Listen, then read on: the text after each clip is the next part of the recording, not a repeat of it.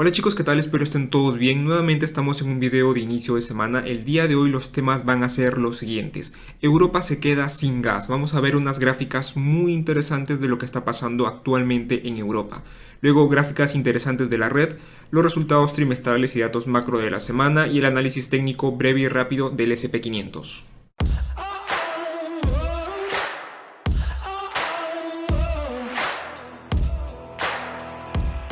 El día viernes de la semana pasada, Rusia le corta el gas a Europa a través del gasoducto del Nord Stream 1 de forma indefinida. Gazprom alega que una fuga impide reabrir el gasoducto. Por cierto, esta de aquí es la fuga, esta es la fuga identificada, es una gráfica, es una imagen, perdón, que se ha pasado por las redes. Siemens Energy, el proveedor de las turbinas del Nord Stream 1, que es una empresa canadiense, incluyó, ¿no?, a esta compañía Gazprom de Rusia en la lista de compañías sancionadas. Y lo que indica aquí Siemens Energy es que no hay motivos técnicos para parar este gasoducto, pues este tipo de fugas no afecta la operatividad de una turbina y pueden ser sellados in situ como parte de un proceso rutinario. El compresor de la estación afectada tiene otras turbinas que le permitirían seguir operando. Todo esto es lo que indica Siemens Energy, el proveedor de las turbinas del Nord Stream 1 de Gazprom. En esta imagen de aquí podemos ver la ruta que sigue el gasoducto del Nord Stream 1 desde Rusia hasta Alemania. Y aquí tenemos el envío que hace este gasoducto hacia Alemania, ¿no?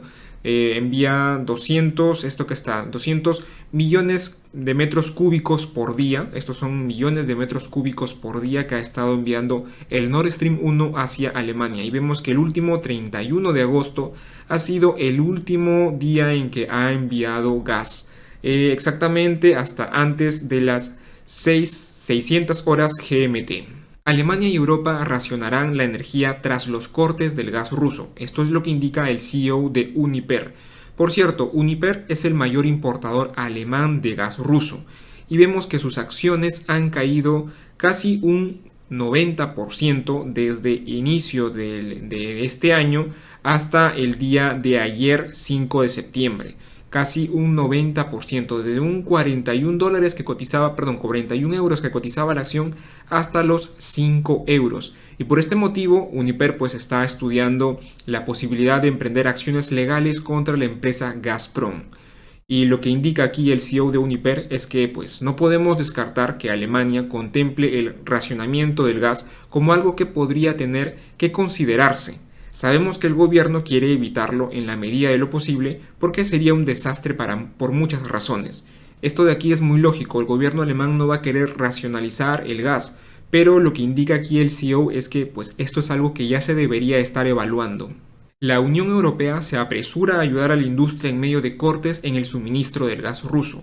Los gobiernos de la Unión Europea, los diferentes países de la Unión Europea están apresurando miles de millones de dólares en paquetes de ayuda para evitar el colapso de las empresas de energía debido a la liquidez y a proteger a los hogares de las facturas vertiginosas.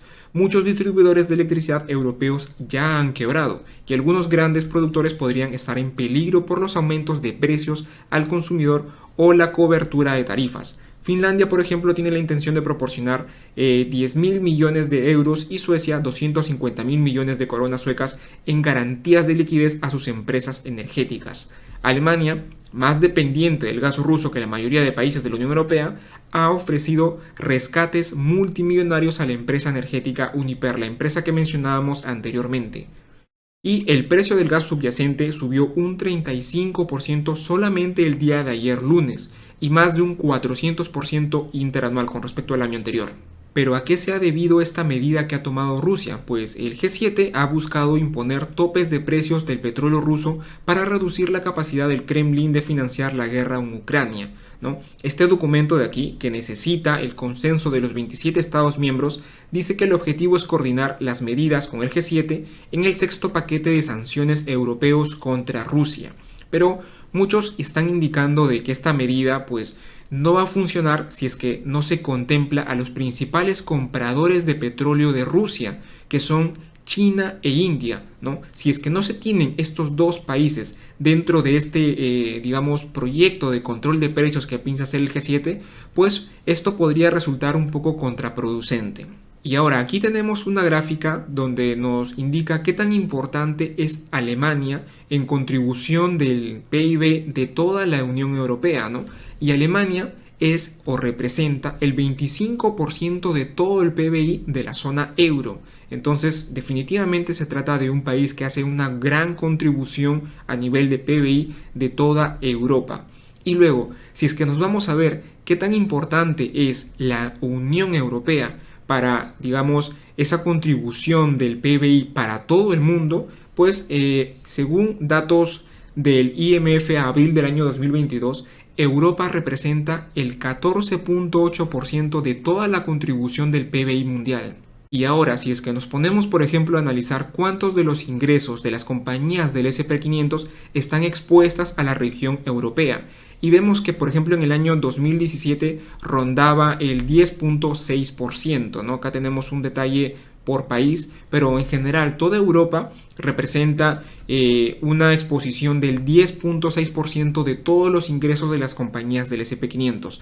Para el año 2019, que estas son las gráficas más actuales que he podido conseguir y desglosadas de una forma muy interesante, esta fecha 2019 son gráficas de Morningstar, donde nos dice que, por ejemplo, el porcentaje de los ingresos en la eurozona, si es que sumamos acá está dividido como eurozona emergentes y países de Europa que están fuera de la eurozona, o sea, si sumamos todos estos porcentajes de aquí, fácilmente llegamos al 8, 9, 10, quizás 11% de ingresos que están expuestos a este continente europeo y son compañías que pertenecen al SP500. Si nos vamos al índice del Nasdaq, si nos vamos al triple Q, no este es el ETF del triple Q, vemos que ese porcentaje ya aumenta.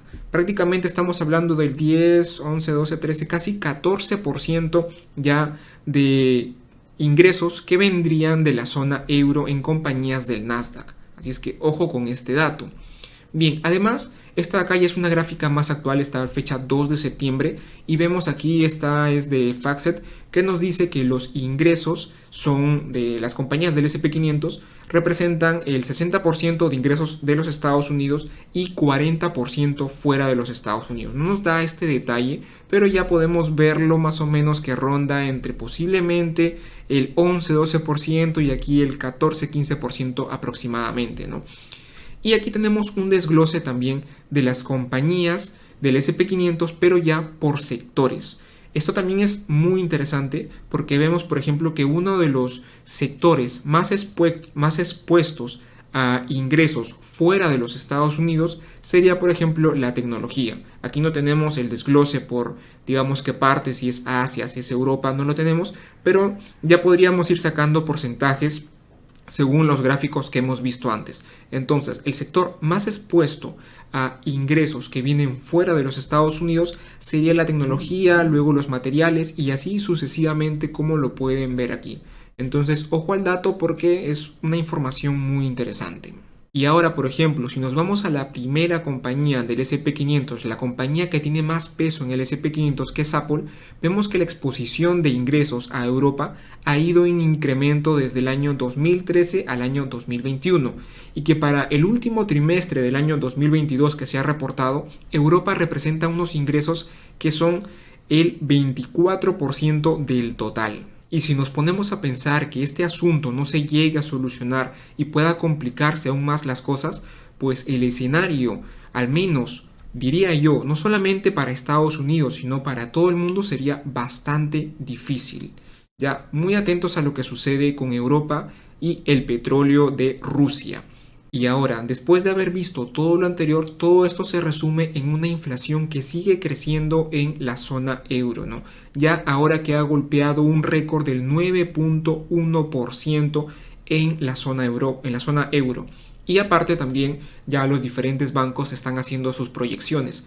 Por ejemplo, Credit Suisse ha pronosticado que la inflación en la zona euro podría alcanzar un pico del 15%. Ya estamos hablando de 2 dígitos de inflación. Y Goldman Sachs ha ido un poco más allá. Dice que la inflación podría alcanzar el 22% en enero del próximo enero, correcto. Ojo con este dato. Y también Goldman Sachs ha hecho otras proyecciones que para esta subida de tipos de interés que viene esta semana, que ya lo vamos a ver más adelante, se espera, o según Goldman Sachs, espera que esta subida de tipos que va a hacer el Banco Central Europeo sea de 75 puntos básicos y no de 50 como estaban inicialmente pensados. Y si el escenario no es difícil y complicado ya con todo lo que está pasando, el día de ayer en la reunión de la OPEP, pues la OPEP y Rusia han acordado rebajar la oferta de petróleo de 100.000 barriles al día en plena crisis energética. La OPEP, encabezada por Arabia Saudita y Rusia, ha acordado el día de ayer, lunes 5, reducir 100.000 barriles diarios de la oferta petrolera oficial de este grupo de 23 países a partir del 1 de octubre. La OPEP no explica las razones de su decisión, pero todo apuntaría a que teme una ralentización de la economía que provoque la caída de la demanda petrolera. Y ahora cambiando de tema, vamos a ver algunas gráficas interesantes de la red. Esta gráfica es muy interesante porque nos dice qué tan negativo es cada mes, particularmente en el SP500. Y vemos que en el mes que estamos hoy día, pues si es que vemos la data en los últimos 10 años, en los últimos 20 años y desde el año 1950, vemos que el mes de septiembre es sin duda el mes negativo en todos estos promedios, ¿no? Entonces, es probable que este mes también lo sea así. Ojo con este dato, simplemente son datos promedio. Esto no quiere decir que este mes de septiembre, específicamente 2022, sea así, pero hay una gran probabilidad por toda esta data que hay desde el año 1950. Luego tenemos esta otra gráfica que nos muestra el PMI de forma global, al menos de 50 países, los 50 países más importantes del mundo. Y vemos que específicamente los nuevos pedidos, porque los PMIs están compuestos por diferentes conjuntos o grupos de indicadores, finalmente todo eso conforma el PMI. Los nuevos pedidos específicamente, vemos que 50 de estos países tienen nuevos pedidos en contracción. Ojo que cuando analizamos el PMI vemos valores si es que están en 50, si es que están arriba de 50 o por debajo de 50, ¿no? ¿Qué es lo que quiere decir esto de aquí? Pues indica que un PMI, por ejemplo, por arriba de 50 es que significa que el PMI ha mejorado, ¿no? La manufactura en ese país o en la economía donde se está analizando, pues ha mejorado. Hay mejoras con respecto al mes anterior. Si el PMI arroja 50 puntos, quiere decir que se ha mantenido, no hay ningún deterioro ni hay ninguna mejora. Pero si el PMI está por debajo de 50, significa que la manufactura en esa economía pues se ha deteriorado con respecto al mes anterior. Y aquí podemos ver que cerca del 27% de países tiene, digamos, un PMI que está específicamente los nuevos pedidos en contracción. Y ahora, para cerrar esta sección de gráficas interesantes de la red, tenemos esta gráfica de aquí que dice a nivel nacional en los Estados Unidos qué dirección han tomado los precios en el último mes. Esta es una gráfica de julio del año 2022 hecha por la compañía John Burns, que hace una encuesta a 1000 agentes inmobiliarios. Ya, si es que quieren la gráfica actualizada, pues tienen que ser parte aquí del grupo de asociados de la compañía y demás. Pero es una gráfica a julio del año 2022 y vemos que los precios mayormente han decrecido. Los precios de vivienda en los Estados Unidos actualmente ya están bajando. Esta gráfica de aquí o esta información de aquí no se va a ver en estadística de los Estados Unidos posiblemente hasta en los próximos 6 meses aproximadamente. Ojo con esta data porque es información que se tiene de primera mano de una encuesta de 1000 agentes inmobiliarios que indican que mayormente, en la mayoría, los precios de las viviendas están decreciendo. Y ahora, con respecto al indicador del BOFA, del Bull and Bear Indicator, pues por fin se ha movido después de casi 11 semanas consecutivas. Ha, digamos, aumentado de 0 a 0.4. ¿Qué quiere decir esto? Pues simplemente quiere decir que ya esa compra extrema ya ha reducido. Seguimos, o al menos aquí el BOFA, este indicador, sigue aún marcando señales de compra, pero ya la señal de compra no es tan fuerte, no tiene tanto poder como lo tenía en las semanas previas. Y aquí podemos ver este ligero reapunte que ha tenido este indicador. Y ahora veamos rápidamente los resultados trimestrales y datos macro para esta semana. Con respecto a compañías, ya no tenemos compañías muy interesantes. Ya quedan algunas, posiblemente tengamos alguna otra en cartera o no, pero ya compañías que puedan mover el mercado a estas alturas ya no la tenemos. Con respecto a los datos macro, aquí sí tenemos información muy importante. Ya hemos visto que el día de ayer lunes hemos tenido la reunión de la OPEP con esa noticia que llega en un mal momento, sinceramente. Y por cierto, los datos de ventas minoristas y PMIs aquí de Europa han sido negativos. Bien, el día de hoy martes tenemos el PMI compuesto y de servicios de los Estados Unidos y el PMI no manufacturero del ISM de los Estados Unidos. El día de mañana, miércoles 7, tenemos el PBI de la zona euro, es del segundo trimestre y es un preliminar. Luego tenemos la balanza comercial de los Estados Unidos, las previsiones energéticas de la IE de corto plazo, ojo con este dato, y el libro beige de la Fed que recoge un breve resumen de cada estado que tiene los Estados Unidos.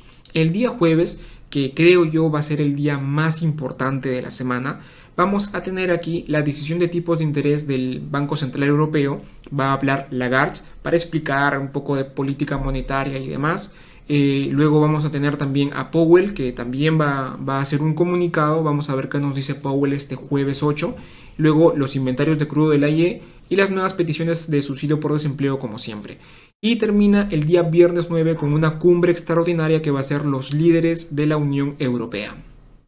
Y ahora rápidamente veamos el análisis técnico del S&P500. Vamos primero a gráficas mensuales y vamos a quitar esto. Y bueno, lo que tenemos aquí es una vela que no ha terminado, digamos, de una forma que me gustaría ver, ¿no? Una vela, digamos, con un poco aquí más de descenso y una formación por aquí. Algo, digamos, como esto. Ya una vela como esto aquí hubiera sido más importante. Pero igual es una vela, diría yo, importante de cambio de tendencia. No como me hubiera gustado verla, pero digamos que sí. Por el momento vamos aquí, aún falta mucho para ver la vela mensual, así es que esta vela a estas alturas sinceramente no nos dice nada. Vámonos ahora a 4 horas. Y ya vamos a poner todo esto de aquí. Bueno, creo que la proyección del S&P500 ha ido bastante bien con respecto a la última semana. Habíamos indicado que el S&P500 iba a caer por aquí y se iba más o menos mover por esta zona y por esta zona. Posiblemente se vaya a lateralizar por acá, lo indicamos. Y creo que más o menos el consenso ha sido eso, ¿no? Se ha lateralizado, diría yo, en un rango un poco más angosto, ¿no? Entre este nivel y este nivel de aquí. Pero después de eso, creo que ha sido una proyección bastante certera con respecto al S&P500. Bien, y ahora, ¿qué es lo que podría pasar esta semana de aquí? Bien, esta semana tenemos datos muy importantes a nivel de datos macro. Tenemos primero que Jerome Powell va a hablar. Tenemos los tipos de interés de la Unión Europea y aparte de esto tenemos todo lo que está ocurriendo en Europa con el tema de la inflación, con el tema del gas ruso y todo lo que hemos visto anteriormente. Y yo creo aquí que cualquier noticia que pueda venir por parte de Europa pues puede golpear bastante no solamente a Estados Unidos, sino cualquier parte del mundo. Europa es un continente que representa una gran importancia para el mundo. Entonces, que Europa se vaya al desastre, si es que ocurre lo peor y si es que Rusia decide seguir con ese desabastecimiento indefinido de su gas para Europa, pues puede complicar mucho las cosas.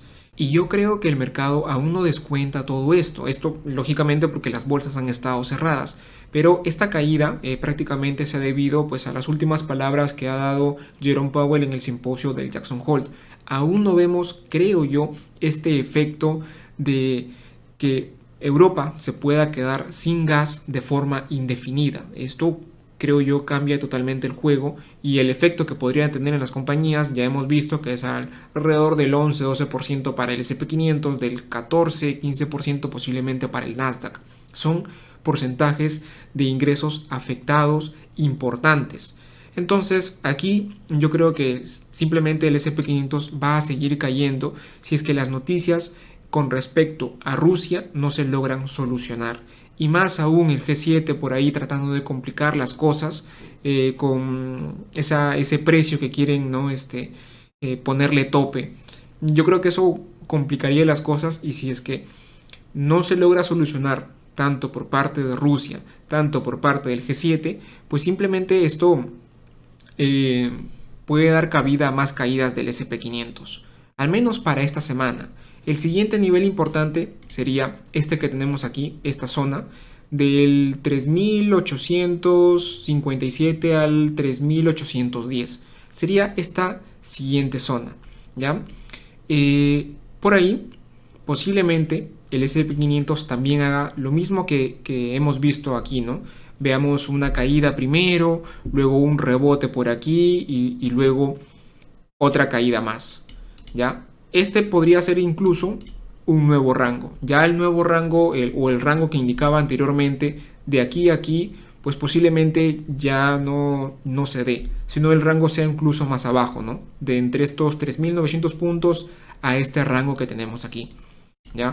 Pero igual sigue siendo válido el SP500 si es que se soluciona, por ejemplo, ocurre lo contrario y si se llega a solucionar, se llega a ver un acuerdo esta semana, que yo lo veo un poco difícil, el SP500 fácil podría dar un pequeño impulso por aquí, por esta zona, y quizás de aquí nuevamente volver a caer, o ya dependiendo de más o menos las noticias que se vayan dando. Y aparte también recordemos que los datos macro para la siguiente semana van a estar muy interesantes, pero eso ya lo veremos en el video del día lunes de la siguiente semana. Por ahora creo yo que este es, digamos, cómo veo que se va a mover el SP500 esta semana, ¿ya? Creo que no hay nada más que decir. Yo ya había indicado que creo que el SP500 va a seguir cayendo, y simplemente porque por ahí me preguntaban en los comentarios por qué reduje, ¿no?, esta proyección hasta este nivel de aquí, porque prefiero hacer proyecciones, digamos, más a corto plazo aquí. Recordemos que aquí solamente vemos movimientos de corto plazo para ver y más o menos qué es lo que está pasando con la economía, qué es lo que pueden salir con respecto a datos macro, compañías, pero uno siempre debe de tener un horizonte de inversión de largo plazo. Lo que vemos aquí es algo muy puntual de tratar de analizar el mercado con lo que le puede llegar a pasar al SP500, más no debería ser, digamos, un motivo para invertir o no invertir en compañías. Uno, lo vuelvo a repetir, siempre tiene que tener un horizonte de inversión de largo plazo. Y de hecho, que el SP500 o otros índices globales importantes estén cayendo, deben significar motivo para poder invertir y posicionarnos con un mejor precio para el largo plazo. ¿Ok? Y bien, dicho esto, creo que no hay nada más que decir aquí. Creo que eso ha sido todo por el video de hoy. Ha sido un video, creo yo, bastante interesante. Espero que les haya gustado. Si ha sido así, por favor, denle like al video, compártanlo para que otras personas lo puedan ver y así poder llegar a más personas. Un saludo y que tengan excelentes inversiones.